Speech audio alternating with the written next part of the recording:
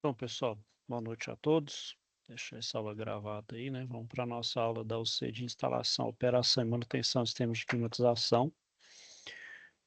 Bom, pessoal, deixa eu compartilhar minha tela aqui com vocês. Na aula sobre a parte do planejamento da manutenção dos sistemas de climatização, né? E nesse planejamento das atividades da manutenção, a gente vai planejar o processo, né? Então a gente vai ver ali, né? Vai ver ali em formato de um fluxograma, que a gente chama ali de caminho crítico, né? Tem as ferramentas que a gente chama de PERT e CPM, né? Bom, esse caminho crítico, pessoal, nos dá uma noção do processo ali em si, principalmente com relação ao tempo, e, consequentemente, além do tempo, a gente vê outras variáveis envolvidas aí no processo, né? Então, aí, justamente, né, foi aqueles questionamentos que a gente viu na aula passada. Bom, isso aqui, pessoal, lembrando que faz parte do planejamento. Então, assim como em um projeto, na parte da manutenção também, tem parte de planejamento, execução e finalização, né? Então, na execução propriamente dita aí do meu processo de manutenção, eu vou ter essas etapas aqui. Então, por isso que lá no planejamento a gente, vamos dizer assim, gasta maior tempo, né? Na verdade, quando a gente fala gasto, é um termo não muito bacana, né? A gente tem que pensar numa espécie de investimento. Por quê? Quando a gente planeja bem, a execução é a fase que menos dura ali. E é um reflexo.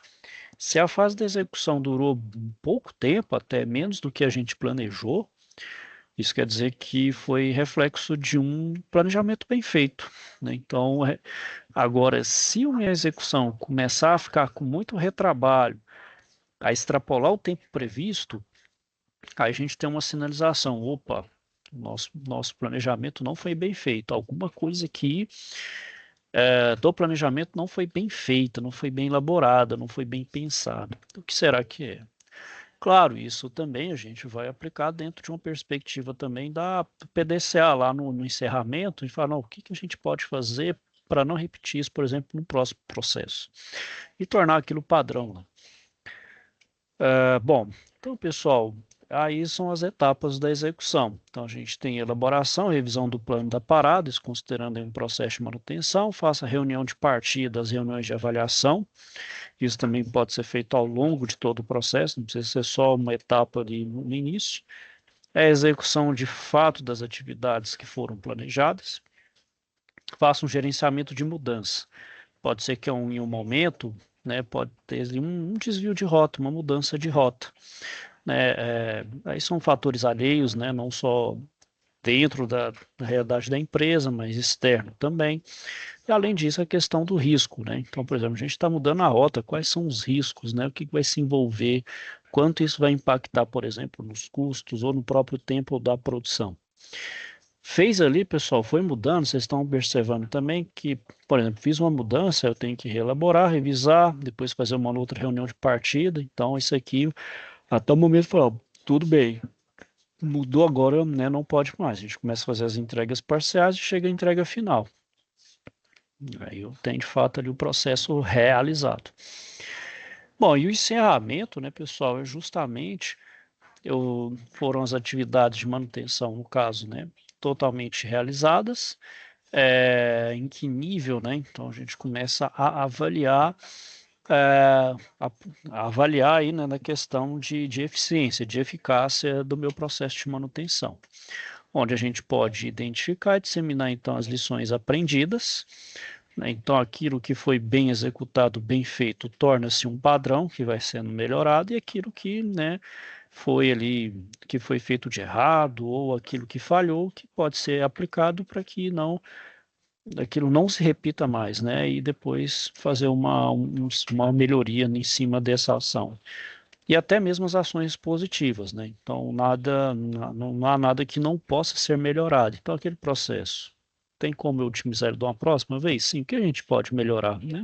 Pode sempre ser aplicado, né? Bom, então, pessoal, a direção da empresa ela vai participar ativamente dessas atividades de fechamento, né? Então, a empresa como um todo participa, né? Então, vai ter informações importantes, principalmente aplicáveis a outras paradas. Como eu falei, torna-se um padrão. Então, aquilo que é positivo pode se tornar repetitivo para todas as ações aí.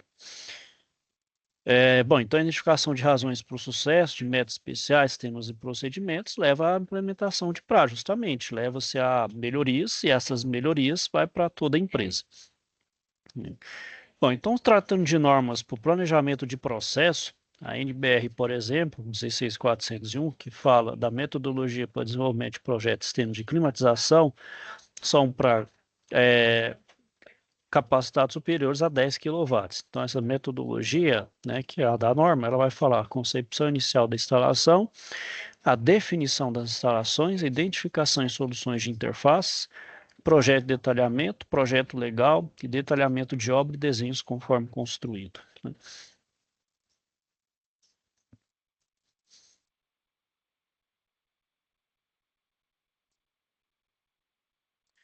Bom, então falando de cada um deles aí, né, pessoal, a concepção inicial das instalações é coletar informações sobre as condições locais que possam ter influência.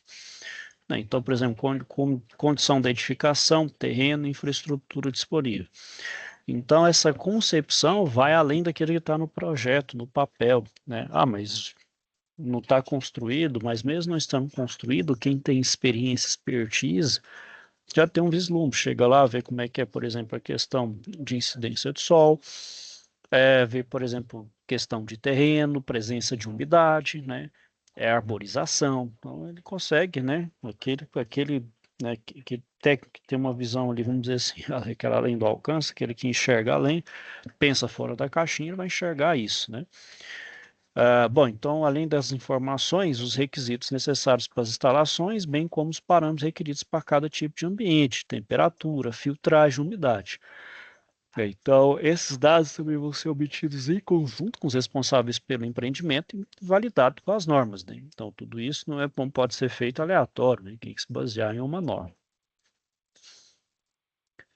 Então, como eu falei, né? A realização dessa etapa que a gente faz, visita o local a ser climatizado, se tiver pronto. Agora, se não tem, a gente trabalha meio que ali um exercício de imaginação, mas claro, dentro, né, das condições iniciais de projeto, né?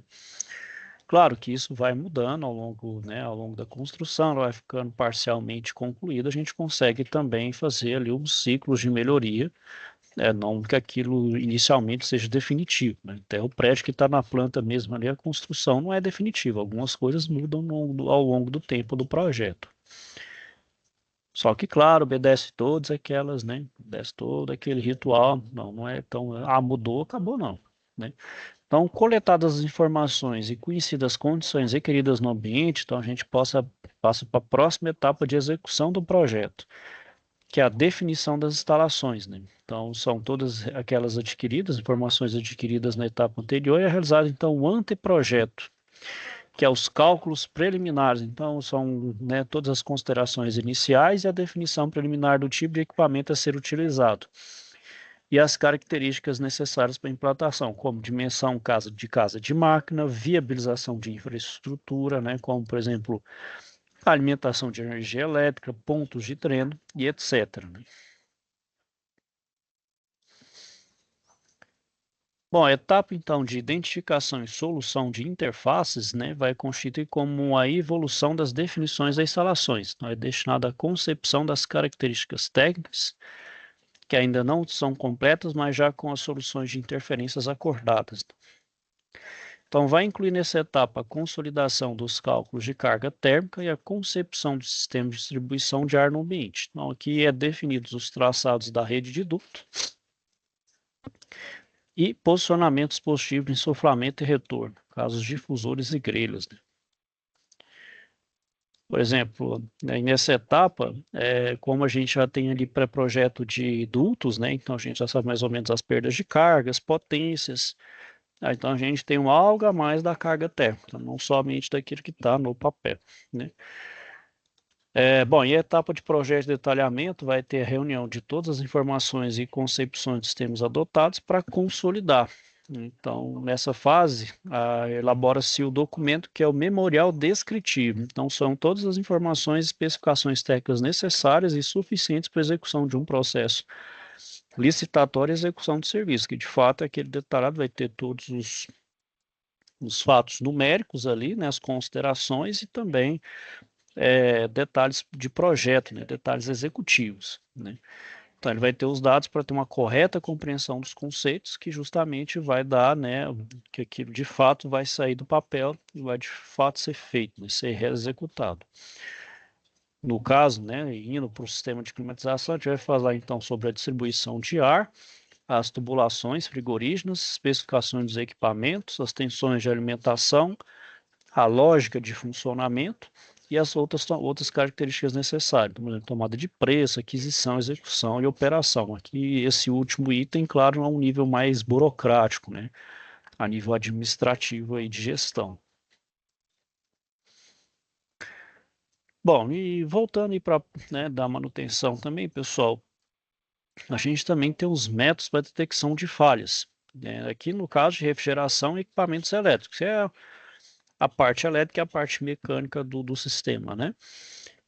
Claro, isso aqui vale para qualquer maquinário, qualquer área da manutenção. Só que aqui a gente vai no cerne, que é a parte de climatização. Então, pessoal, a gente tem aí os modos de falha, né? O que são os modos de falha, né? É a manifestação da falha, ou seja, é o efeito pelo qual a falha é observada, né? Então, qual que é o modo de se falhar essa máquina? E o do modo, a gente tem os efeitos, né? Então, como se falha, quais são as consequências? Então, o que leva, né? O que aquela falha daquela máquina específica causa de consequência, né? Não só para ela própria, mas todos que circundam ali, né? Peças individuais ou outros conjuntos ali que estão interligados. Também para o meio ambiente e para as pessoas. Qual o impacto, né? Bom, então, pessoal, a gente tem que achar a causa raiz da falha. Então, aquilo que originou aquela falha, né? Então, aquela circunstância que origina, que de fato é aquela que originou de fato, né? Se eu não achar essa causa raiz, esse problema ele volta a acontecer, né? Ele volta a falhar de novo. As ações corretivas imediatas, então, são aquelas paliativas executadas com o objetivo de retomar a produção. Então, é aquela que não analisa a raiz total, mas é um paliativo, é um remédio ali de forma rápida só para quê? Aliviar o sintoma, mas de fato não curou a doença. Então, a doença ela ainda está ali, né? A doença da mácula ainda está ali, só que uma hora ela vai falhar de novo. É só até pensar em uma outra solução.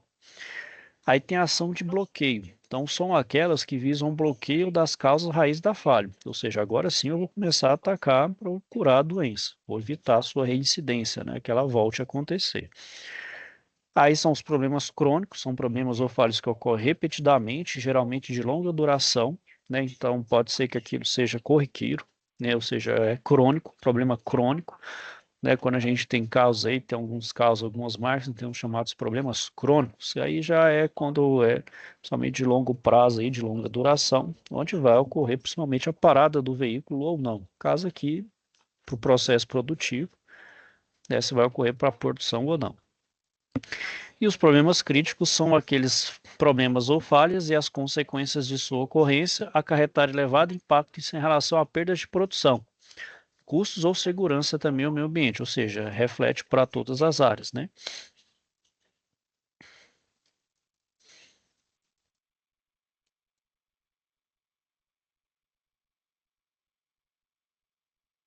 Bom, então, pessoal, no sistema de climatização, as falhas podem ser quando o equipamento para totalmente de funcionar, ou seja, não consegue realizar sua função, né? Então, aquela parada total, e quando ele perde rendimento, né? Ou seja, ele não para, porém seu rendimento fica prejudicado e ele consome além mais energia do que o normal.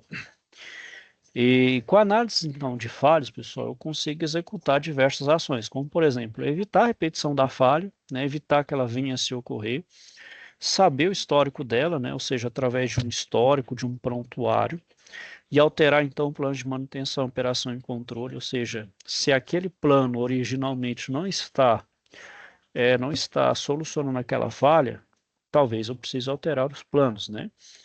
Dimensionar equipes e estoque de materiais sobressalentes, aí quando eu estou lidando com vários equipamentos ou um sistema maior, mais robusto, onde eu preciso de uma equipe de estoque de material sobressalente, né?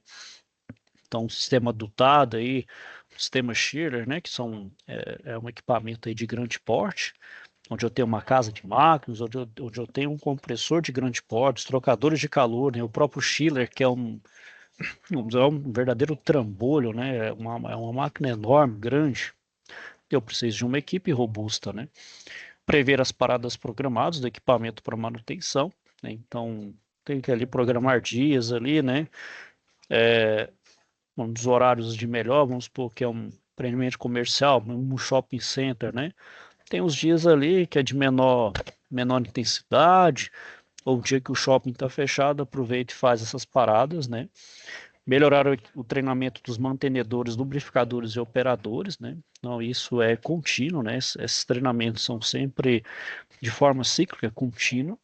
Aumentar a vida útil dos equipamentos, que é justamente a função da manutenção, né? É aumentar a vida útil, né? Evitar as paradas e melhorar principalmente a confiabilidade e a disponibilidade, e implementar as melhorias nos equipamentos.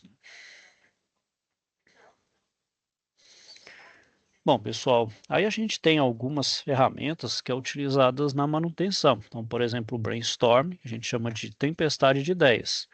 O que vai ocorrer no brainstorm, né? É uma reunião onde vai ter os convidados profissionais, né, aqueles que são diretamente envolvidos para expor ideias, né, para solucionar o problema. Geralmente também podem vir pessoas de fora, né, especialistas ou até gente que é alheia da área, mas pertence ali à indústria, por exemplo.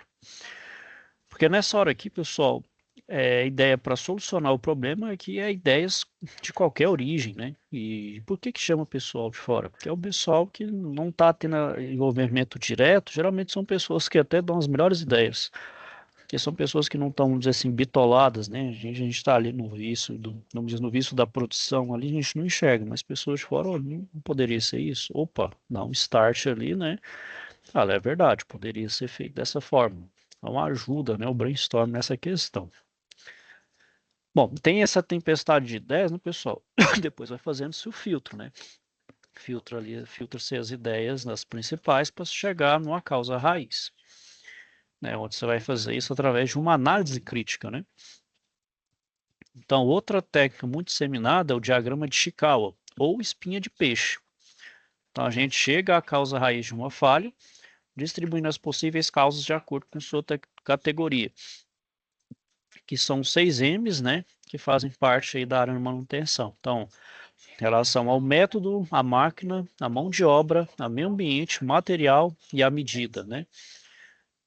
Então, é a espinha de peixe formada. Então, a gente tem o efeito aqui e as principais causas, né? Cada uma com sua correlação aí. E da mesma forma, o diagrama de Chikawa também é feito uma reunião com o mesmo perfil de participantes, onde é colocado aí um possível IM aqui, né? Analisando a veracidade e tomando ações de bloqueio para cada uma delas, né? Onde de fato eu vou chegar ali no principal. A outra ferramenta que a gente tem também, pessoal, é os 5 porquês, né? Então ele desenvolve por meio de uma reunião, semelhante ao do brainstorm e ao do diagrama de Chikawa, né? Então a gente levanta os possíveis motivos a partir dos quais pode ter ocorrido a falha, por meio do questionamento. Por que ocorreu a falha? Né? Então são questionamentos ali, raízes, né? Por que aquilo ocorreu? Então, a partir dessas respostas, a gente realiza novos questionamentos baseados em porquê, e assim sucessivamente, até que haja níveis de resposta aos questionamentos. Então, por exemplo, a resposta obtida após o quinto porquê, daí o nome da metodologia, são as possíveis causas fundamentais da falha, né? Então, elas devem ser analisadas, né, cada uma das perguntas aí, de modo a verificar a consistência, né? Claro, nem todas vão ter a mesma consistência. Você volta até sempre completar 5. Achou as 5 devidamente mais robustas, aí sim são a causa raiz da falha, né? E aquelas causas sem constatação de ocorrência, de fato, não vão ser a causa raiz, e tudo deve ter o estudo encerrado. Então, de posse dessas causas raízes, então, para cada uma delas, a gente elabora sugestões para o bloqueio, que deve ser colocado em prática até que o bloqueio seja efetivo. Pô, boa noite aí, Edson. Bom aí contigo? Boa noite, professor. Tudo bom?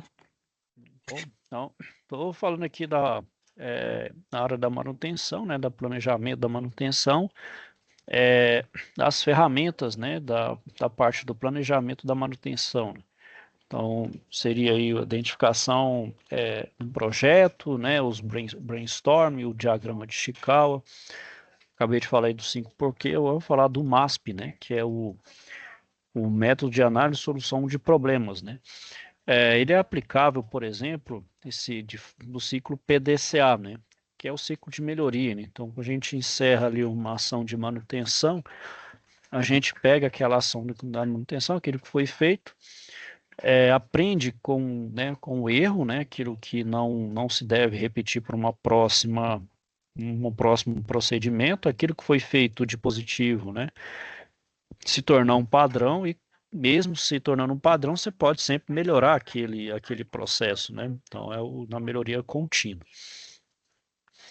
Então, o método de análise e solução de problema, ele está incluso dentro do PDCA. Então, ele está distribuído, são 8 etapas, está distribuído dentro do PDCA, né? Então, por exemplo, dentro da fase do P, do plan, né, do planejar, a gente tem a identificação, onde a gente escolhe e detalha o problema que deseja resolver, né? Então, aquilo que de fato é o tema do problema.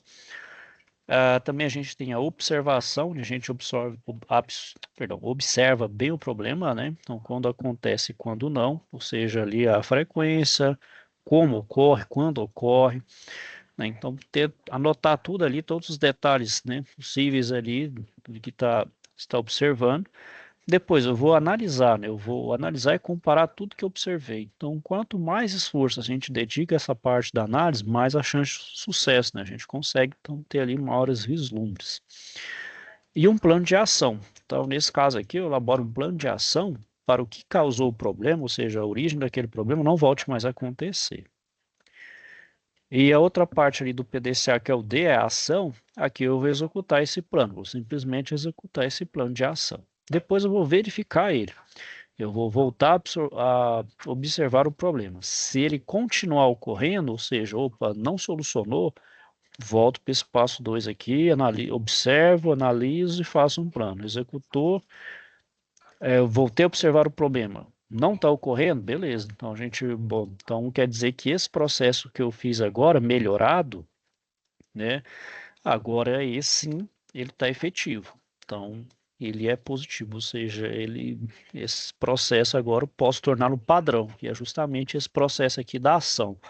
Então, esse processo agora vai ser padronizado, né? Então, esse método de fazer um hábito, uma rotina, assim, um problema não vai ocorrer mais. Então, a gente viu que fazendo o processo em si, a gente melhorou, o problema não voltou a ocorrer, agora ele vai ser padronizado e concluir, né? Na conclusão, eu vou refletir sobre o que aconteceu e tentar se lembrar de outros problemas, né? Claro que a atividade da manutenção é algo que não tem fim. Então, se ele solucionou um problema, outros vão surgir.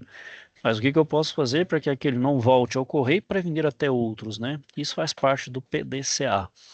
E sempre também posso estar melhorando aquele procedimento. Ele não é definitivo. Eu sempre posso estar fazendo seus processos de melhoria dentro dele.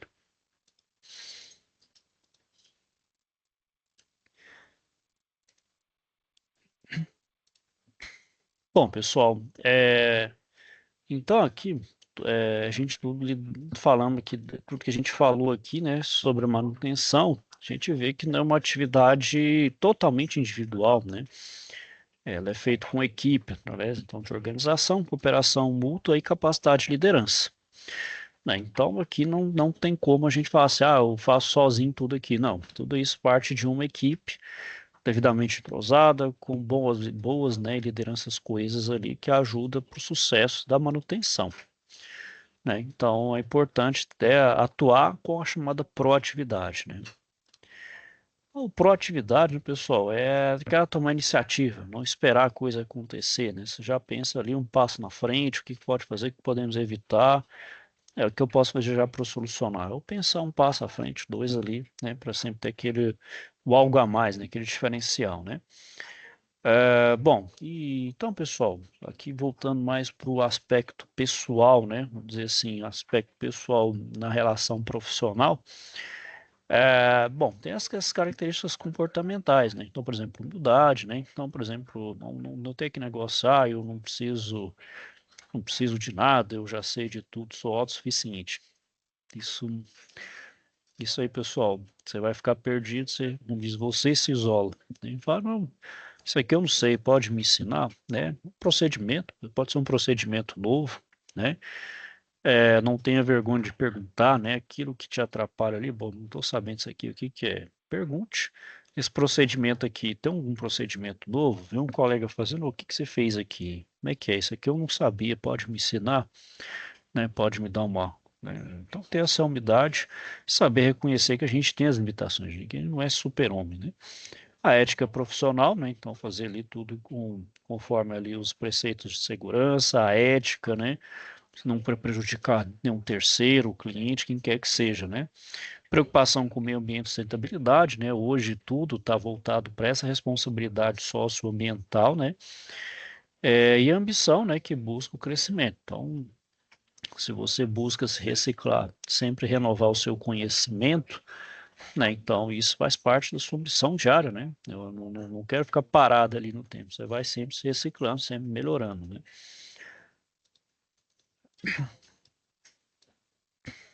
Bom, pessoal, então outro conceito que a gente tem aí é a curva da banheira, né? Essa curva da banheira, o que que ela representa do ponto de vista estatístico, né? É o comportamento de falhas e equipamentos mecânicos sujeitos ao desgaste. Então, é para qualquer equipamento mecânico. Então, voltado para o nosso sistema aqui, seriam os compressores, ventiladores e outros elementos mecânicos. Que é basicamente o que que é aqui? A gente tem três fases, que é a chamada mortalidade infantil da máquina, né? Que ela é muito crescente ali, muito provável no início mesmo, depois ela vai dando uma diminuída. Ela estabiliza no seu período de vida útil, ou seja, ela tem o seu nível menor aqui nesse patamar, e no final de vida útil ela aumenta. Ela aumenta ela aumenta de certa forma aqui, né? Quando ali começa os gastos da manutenção ficam muito grandes, né? Aí começa a falar, bom, aqui é o momento de eu decretar o fim dessa máquina, né? Ou seja, vamos dizer, ela já me extraiu o máximo que podia, agora os gastos estão ficando maiores, né? Porque a minha produção, ou seja, eu estou pagando para essa máquina, né? Ela não está me gerando receita, ela está me gerando mais despesa. Então é o momento de você decreta, essa máquina aqui é o momento de desfazer dela, né? Ou se torna, você pode falar, não, ela ainda me é útil, né? Ela não tem ali uma, um gasto muito grande que você pode fazer. Você pode deixar ela produzindo, mas não ser tipo a máquina principal mais crítica. Você pode deixar ela produzindo alguma coisa ali ainda, né? Bom, e então, pessoal, esse eixo vertical aqui a gente chama de taxa de falhas, né, em função do tempo. Então, a gente tem aí justamente as falhas prematuras ou a mortalidade infantil. Ela é principalmente relacionada a problema de projeto, ou seja, minha máquina não foi bem projetada, e a partida do equipamento também, no próprio start, né? Do próprio start da máquina, ela pode também não ter sido setada, né, de forma correta e gerou a falha. Então, no momento que você vence essa primeira fase aqui, então essa probabilidade de falha ela decresce até onde ela atingir ali o período, a falha quando ela considera seu período de vida útil, né? Já tem a menor possibilidade de falha, né? Então ela é constante. E o período final que vai fazer justamente da mortalidade infantil, ela vai tender a crescer, né? Justamente por causa que o chamado período de obsolescência, onde eu vou necessária intervenção para recuperação e aumento da confiabilidade, mas pode ser que essa intervenção aqui ela também não seja o suficiente. Aí sim você começa a decretar, né? Essa máquina ela me é útil ou não? Ela ainda pode me produzir, mas com menos criticidade ou não? Já posso ter condenado a sucata, né? Ou algo desse sentido. Vamos falar, não que a sua máquina perdeu a utilidade, mas ali para sua aplicação específica ela não serve mais, mas pode servir, por exemplo, para uma escola técnica, né, para ensino ou para sua própria planta industrial mesmo, sua planta fabril ali pode servir, por exemplo, para treinamento, né? Claro, não vai trabalhar mais a 100%, mas ela vai servir para treino, coisas nesse sentido, né? Bom, sobre a manutenção, sobre a engenharia de manutenção, pessoal, Bom, é uma especialidade que busca, né, alcançar o nível de excelência operacional. Então, é a engenharia, né, a manutenção, é a engenharia aplicada na manutenção, né? Então, esquece atingir um nível de excelência, que geralmente é feito por meio de indicadores de performance ou resultados, que a gente chama de benchmark, né? Então, por exemplo, ela pode ser chamada de benchmark, ou seja, uma empresa ela é considerada referência, principalmente na manutenção, se essas ações ou práticas que ela utiliza é referência. Como eu falei, acho que eu não sei se eu falei que eu falei em outra turma, por exemplo, a Ambev pratica muito isso entre suas próprias empresas, suas próprias filiais, né? Então, por exemplo, as ações de manutenção de uma filial pode servir de referência para um outro local, até o de outras regiões de outros estados do Brasil, né? Também a nível mundial, né? As empresas multinacionais vão falar, não, pode ser que, por exemplo, uma empresa multinacional estabelecida, por exemplo, na Alemanha, mas tem filial aqui no Brasil, a filial do Brasil tem boas práticas mais do que lá na própria matriz. Isso é perfeitamente plausível, isso pode acontecer. É simplesmente dar a matriz para filial. Algumas filiais também podem vir, não só pode, como devem virar sinônimo de referência. Claro, sempre ali mantendo os padrões, né, os processos, para justamente não dar aquela coisa assim, cada um indo para o rumo, né? Sempre desponta em alguma coisa para falar, não, essa empresa aqui é referência, né? Bom, e além disso, pessoal, no sistema de climatização aqui no Brasil, a gente tem a lei que é o PMOC, né, que é o Plano de Manutenção, Operação e Controle. Isso para sistemas que têm uma capacidade de refrigeração superior a 5 TR. 5 TR eu acho que é acima de 60 mil BTUs, se não me engano. Só ver a conversão aqui, pessoal. Conversão TR para BTU. É isso mesmo. Um TR é 12 mil. Então, se um TR é 12 mil, 5, então vão ser 60 mil. Acima de 12 mil BTUs, então.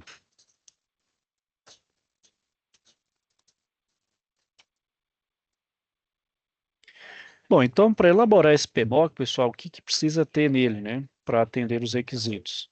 Então, eu preciso relacionar equipamentos e os componentes das áreas primária, secundária e terciária. Então, eu preciso classificar esses componentes, onde vai ter uma climatização primária, outra secundária, outra terciária, ou seja, não precisa ter tanta importância, assim, por exemplo, dependendo do almoxarife, algumas áreas de departamento de material, né, algumas áreas assim que não necessita, né? Outros são sempre principal, tem que atingir conforto térmico, por exemplo, lojas, escritórios, etc, né? Bom, além disso, a gente também precisa dos manuais de instalação e manutenção dos equipamentos, né? Então, cada equipamento vai ter o seu. Se for um sistema, se for um sistema único, projetado, dotado, ele vai ter também ali próprio, até os componentes separados vão ter seu sistema, seu manual, né? Então, por exemplo, os chillers, os trocadores de calor, os ventiladores, enfim, todos os componentes vão ter ali sua documentação própria, seus manuais. A gente também vai ter o histórico de falhas, equipamentos, registros em ordem de serviço. Então, toda empresa bem organizada, ela precisa ter esse histórico, feito isso de forma manual ou digitalizada, né, via software. Mas bem que aqui a gente vai ter softwares, né? Hoje a gente tem um softwares ERP que gera essas ordens de serviço, tá? Elas são muito bem documentadas, registradas e registradas dentro de um software próprio.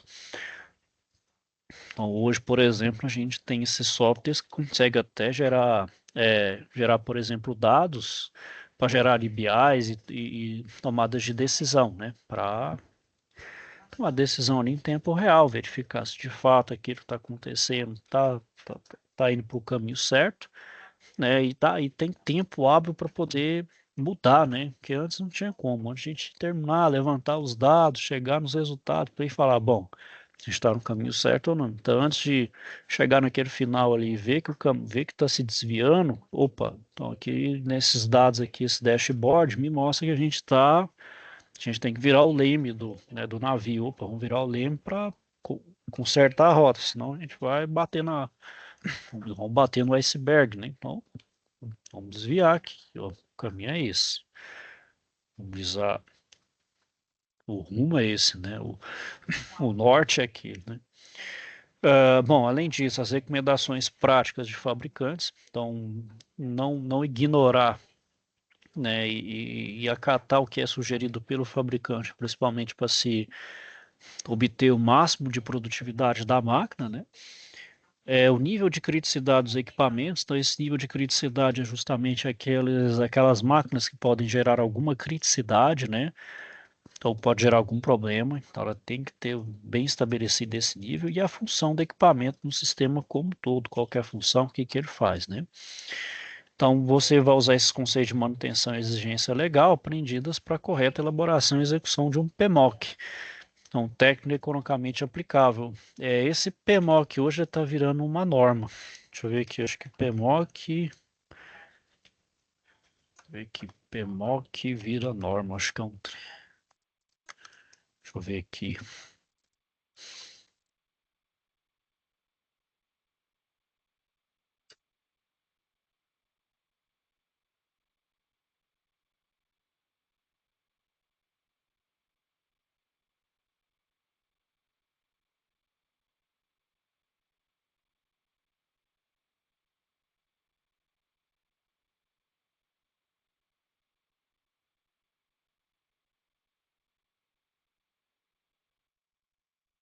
Acho que por enquanto. Deixa eu ver se é isso.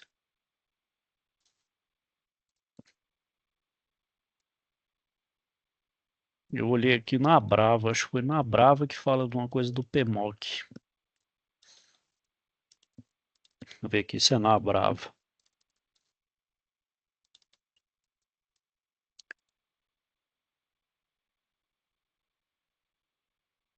Era um desses aqui, deixa eu ver aqui, PMOC.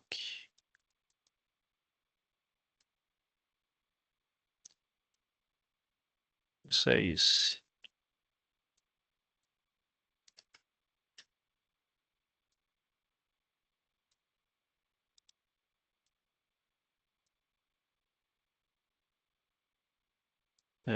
Eu sei que eu vi aqui na Brava alguma coisa que ele ia virar uma norma, só não lembro de cor. Mas enfim, ele tá para virar norma. Ele não virou exatamente, mas tá para, né? Claro, ele é uma força de lei e tá virando uma norma também, né? Então já, toda vez que já tem um projeto, ele já tem ali os conceitos a serem aplicados.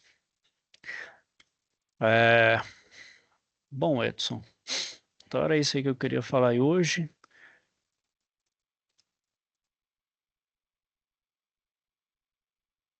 Tá É, certo, professor. tem alguma dúvida aí, questionamento? Não, professor, tá tudo certo. Bom, então eu finalizo a aula aqui por hoje. Se tiver alguma dúvida, questionamento, então é só me procurar. Bom, desejar a você uma boa noite, que fique com Deus e até a próxima. Obrigado, professor. Até a próxima. Boa Tchau, noite. tchau. Boa noite. Tchau. Tchau.